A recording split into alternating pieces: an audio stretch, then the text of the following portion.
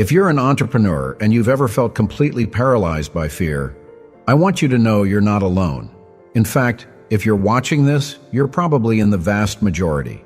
You have the business plan, you have the to-do list. You know exactly what you should be doing right now to get your next client, to launch your product, or to finally grow your brand. But when the moment comes, you freeze. That sales call feels like climbing Mount Everest. Writing that About Me page feels impossible. Just clicking publish on a post sends a wave of dread through your stomach. It's a painful, frustrating feeling, knowing you have the potential, but being stuck in place, watching the clock tick by. For years, we've been told this is a character flaw, that we're lazy, undisciplined, or that we just don't want it enough. But what if I told you that isn't true?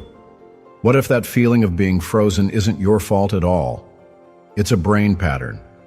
A glitch in your wiring that mistakes the risk of building a business with the risk of being chased by a tiger. And in this video, I'm not going to give you more hustle cliches. I'm going to give you a blueprint, a science-backed, mindful map to find where that glitch happens and how to rewire it for good. Stay with me. Chapter 1. The Old Map. Your brain's procrastination pathway. To understand how we get stuck, we first need to look at the map your brain is currently using. Let's call it the procrastination pathway. Imagine this scene. You're at your desk. Coffee is hot. Your screen is open to the one task you know could change everything. Maybe it's sending a proposal to a dream client. You know you need to do it, but you suddenly feel a strong urge to check your email, just for a second. Then you notice your desk is a little messy, so you tidy up. You think, I should probably research competitor pricing one more time. 2 hours later, you've done a lot of stuff, but the one important task remains untouched. And now it feels even bigger, even more intimidating than before. Does that sound familiar? That entire sequence was directed by a very old, very powerful part of your brain. Let's meet the two main characters in this story. First, you have your prefrontal cortex. Think of this as the CEO of your brain. It's the part right behind your forehead that's responsible for planning, logical thought, and strategic decisions. It's the part of you that knows you need to send that proposal. But deep inside, in a more ancient part of your brain, you have the amygdala. The amygdala isn't a CEO, it's a security guard. Its only job is to scan for danger. It's been hardwired for millions of years to answer one question, and one question only. Is that a threat? Here's the problem. Your amygdala is terrible at its job in the modern world. It can't tell the difference between the fear of a predator and the fear of being rejected by a client. It can't distinguish between the danger of being cast out of the tribe and the danger of getting a negative comment on social media. To your amygdala, uncertainty is danger. The possibility of failure is danger. The chance of being judged is danger. So when you sit down to do that big, important task, your amygdala screams, "Danger!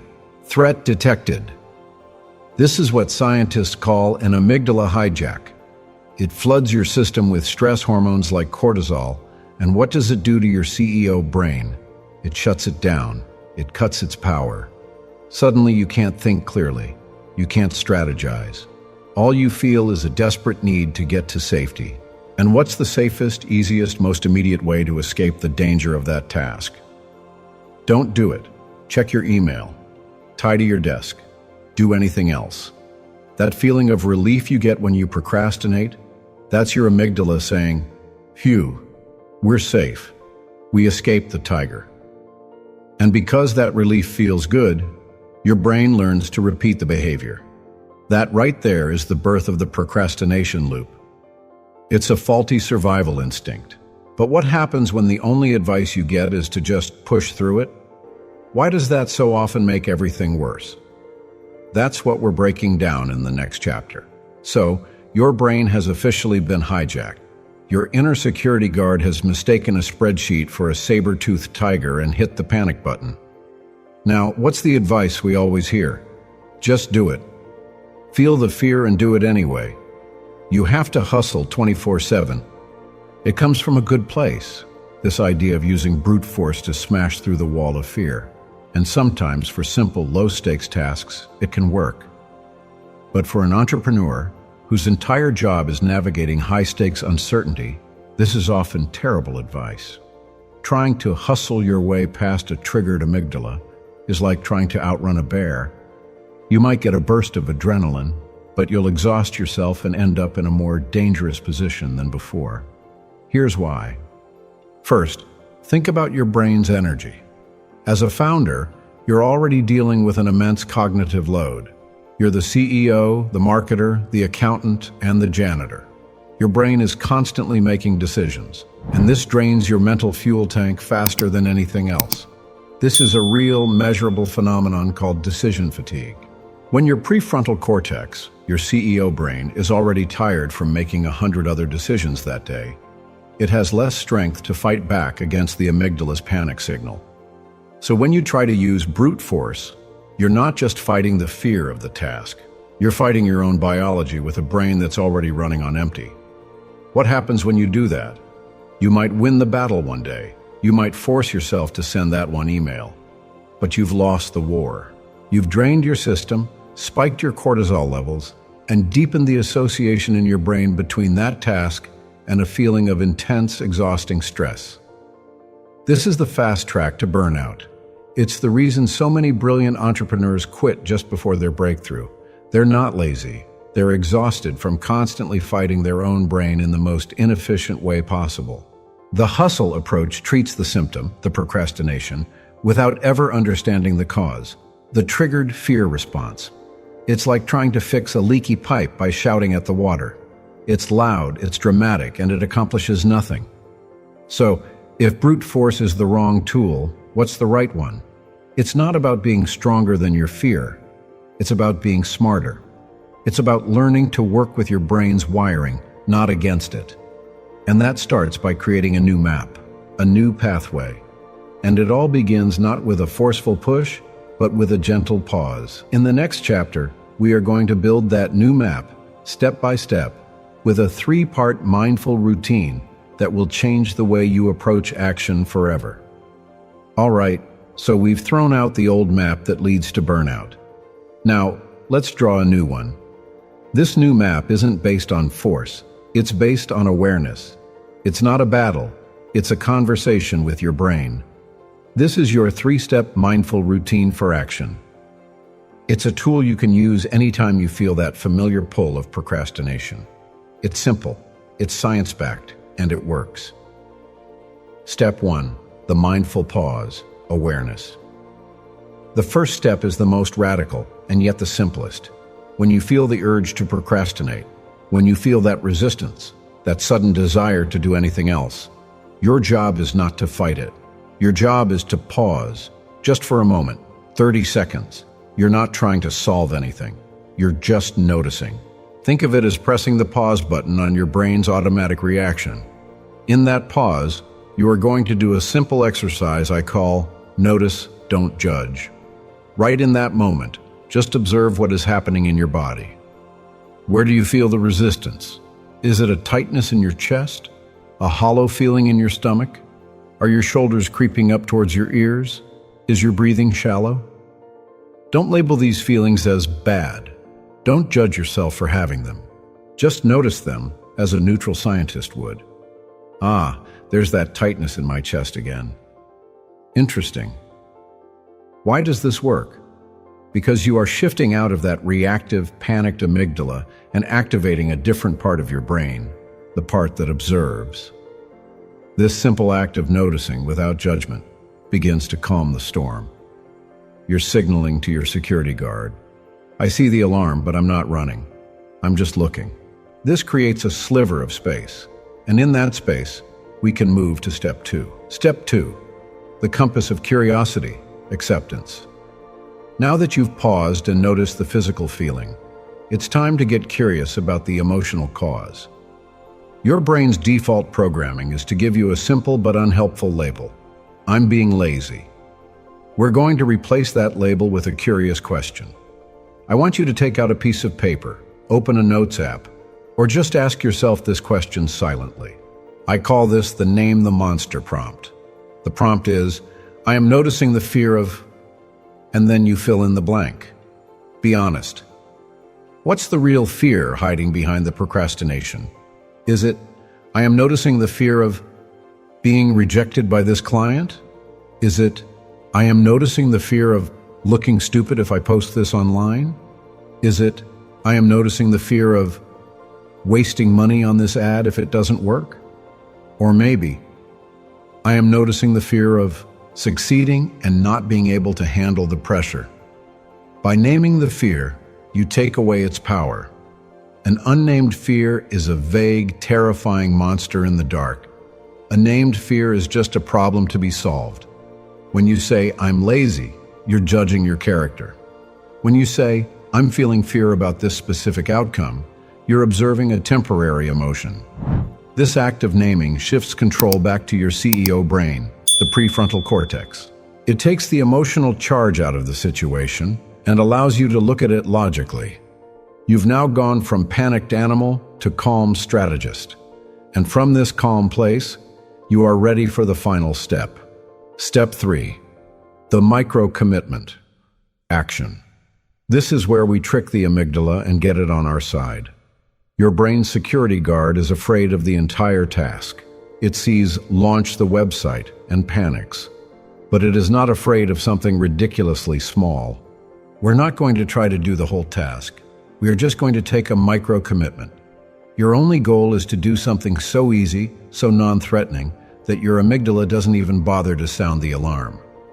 I recommend the 2-minute rule. Commit to doing a tiny piece of the task for just 2 minutes. The goal isn't to finish. The goal is simply to begin safely. Here are some examples for entrepreneurs. If your feared task is make a sales call, your 2-minute action is look up their phone number and write it down. That's it. If your feared task is write a blog post, your 2-minute action is open a new document and write a single terrible headline. If your feared task is create a social media graphic, your 2-minute action is log into Canva and pick a template. What happens when you do this? 2 magical things. First, you've started. The inertia is broken. An object in motion tends to stay in motion. Often you'll find that after 2 minutes, you're ready to do 5, then 10. But more importantly, you achieve a small win. Your brain releases a tiny bit of dopamine, the reward chemical. Your brain learns a new lesson.